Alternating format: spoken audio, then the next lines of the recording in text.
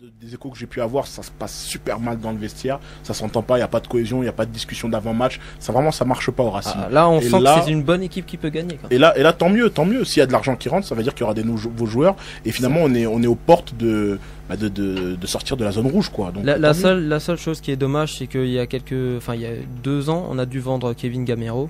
Ça c'est très dommage, puisqu'on voit Lorient, il plante. Ouais, mais il voulait pas rester non plus. Ah non, c'est pas vrai. Moi j'ai eu des échos du vestiaire qui me disaient justement que non seulement il voulait rester, et en plus qu'il regrettait d'être parti à Lorient. Alors évidemment, c'était l'an dernier. Bon, Cette année, forcément.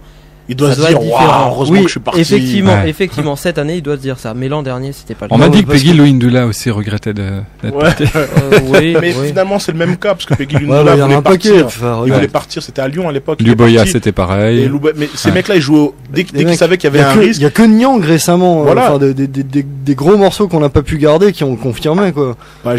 Pagis qui aurait pu rester, je pense qu'il nous aurait fait du bien. Mais lui c'était déjà un vieux de la vieille quand il est arrivé au Racing. Mais c'est vrai qu'il y a un problème au niveau du management, parce que on a vu souvent cette équipe comme une machine à faire du fric.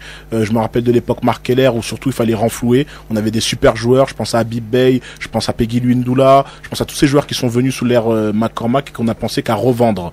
Et là, peut-être qu'avec un nouvel investisseur, je comprends que le directeur de surveillance peut se poser des questions. Qu'est-ce qui va devenir du Racing? Mais c'est une bonne chose que ce soit quand même un Français qui soit à la tête. Je pense que pour la communication, c'est vrai que ça c'est pas mal, et je pense que d'abord il devrait se mettre autour d'une table à Noël, manger un bon canard laqué, et ensuite surtout penser à autre chose que le football, ne serait-ce que pendant ce temps-là, et ensuite vraiment faire le maximum pour que non pas cette année mais l'an prochain on arrive à remonter en Ligue 1, parce que finalement à remonter en Ligue 2. En Ligue 2 c'est très très triste. Donc remonter ça serait bien. C'est donc désormais officiel, le Racing a été racheté. On a juste 30 secondes pour rappeler les belles affiches qui nous attendent pour cette 16e journée de Ligue 1 ce week-end. Beaucoup de matchs se joueront dimanche, mais avant cela samedi, Bordeaux Paris Saint-Germain 21h, toujours une belle affiche évidemment. Nice Marseille à 19h, et puis le lendemain Lille-Lyon notamment. Donc voilà des belles rencontres. Et dans 2 semaines Lyon-Bordeaux.